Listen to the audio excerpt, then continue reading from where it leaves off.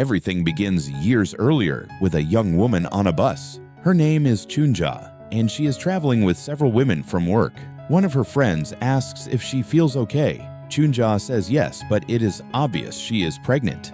During the ride, she notices a man staring at her. Her friend tells her to ignore him, but when the bus finally stops, something terrible happens. The men release a strange gas inside the bus. Everyone passes out.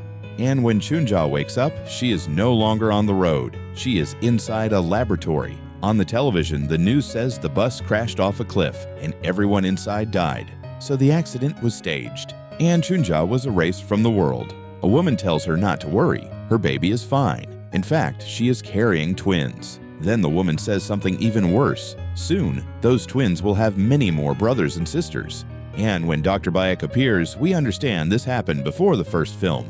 Years pass. In the present, armed people attack a secret laboratory hidden in a snowy area. They kill everyone inside. Nobody survives. Nobody, except one girl. She wakes up in a hallway full of bodies, confused and covered in blood. She has to leave, so she walks out into the snow. But as she moves through the forest, her head starts to hurt. Her powers activate, and the pain nearly breaks her. Somewhere inside her mind, she hears her mother's voice calling her. Meanwhile, a man named Jang visits Dr. Bayek's side of the organization. They talk about the ARC facility. It was attacked that morning, and ARC-1 escaped. If she stays free, the entire program could be exposed, so they need to find her fast. ARC-1 eventually reaches a road and is picked up by a van. Inside, there is another young woman named Kyung-hee. She has been kidnapped by a gangster's men because she refuses to give up her family land. The criminals notice ARC-1 is injured and start wondering what to do with her. They already have one victim. Now they have a witness too. But ARC-1 understands exactly what kind of men they are. When one of them tries to touch her, her power explodes. The van crashes violently. Kyung-hee survives because of her seatbelt. When she gets out, she finds ARC-1 standing near the gang leader's body. The girl is ready to kill him, but Kyung-hee stops her. She says there is no need to go that far. Then Kyung-hee takes the criminal's phone, calls emergency services without leaving clues, and leaves with the girl. She calls her uncle, who is a doctor. He treats ARC-1's wounds, but while removing glass from her body, he finds something strange near the back of her neck. He also sees abnormal marks on her skin and something unusual inside her skull. The strangest part is her wounds. They are healing on their own. The doctor tells Kyung-hee this girl is not normal, but she is no longer in immediate danger. They decide not to call the police because everything about this feels wrong. So Kyung-hee brings ARC-1 home. She lives in the countryside with her younger brother, Dae-gil. When he sees the injured girl, he touches her wound without thinking.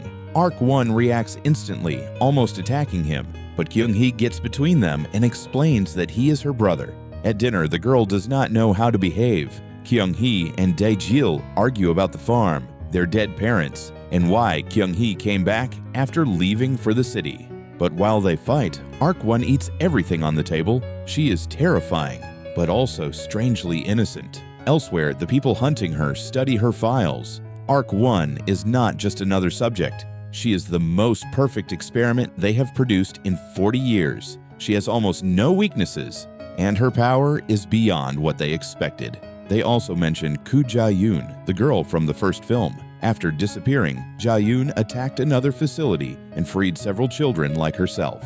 She is wounded and still depends on medicine to survive, but everyone knows she is dangerous. And ARC-1 may be even worse. So Dr. Bayek sends Jo Hyun and her partner Tom to track her down. They are brutal, experienced, and already used to cleaning up the program's mistakes. Back at the farm, ARC-1 cannot sleep. She has visions of the lab, then senses cars approaching the property. It is Yong-do, the gangster who wants Kyung-hee's land. Kyung-hee walks outside with a shotgun, but Yong-do is not scared. He tells her to sign over the property and start a new life somewhere else. His men disarm her easily. Dae-gil tries to help, but he cannot do anything either.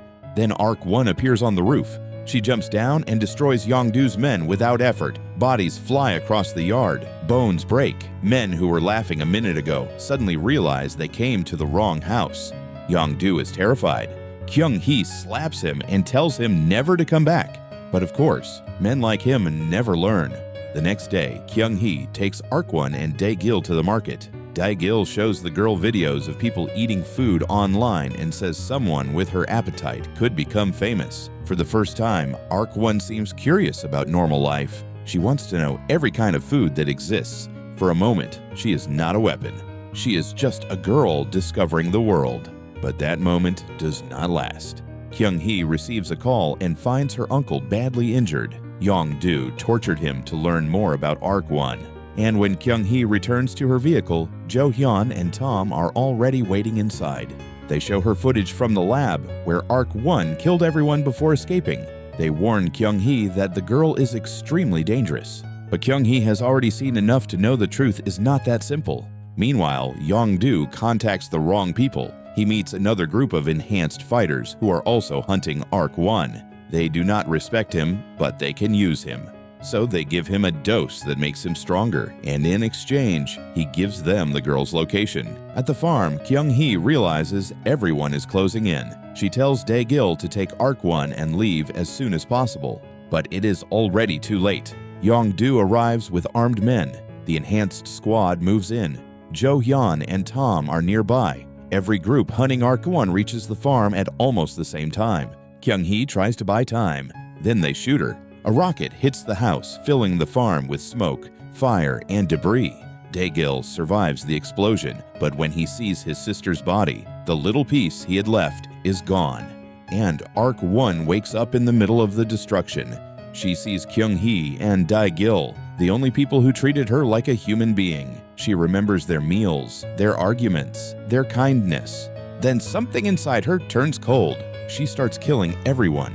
The enhanced fighters attack her first, but Arkwon is faster. One of them tries to overpower her, and she destroys him with her telekinesis in front of the others. Jo-hyun and Tom are also caught in the chaos. Tom uses the last of his strength to save Jo-hyun when she is about to be executed, but both of them are left badly wounded. Yong-do, even after receiving the power boost, is useless against Arkwon. She breaks him down completely, leaving him helpless on the ground. And when only one enemy is still standing, someone else arrives. Koo Ja-yoon. The witch from the first film steps into the battlefield and kills the last survivor like it means nothing. Then she turns to Arkwon and says the truth out loud. They are sisters.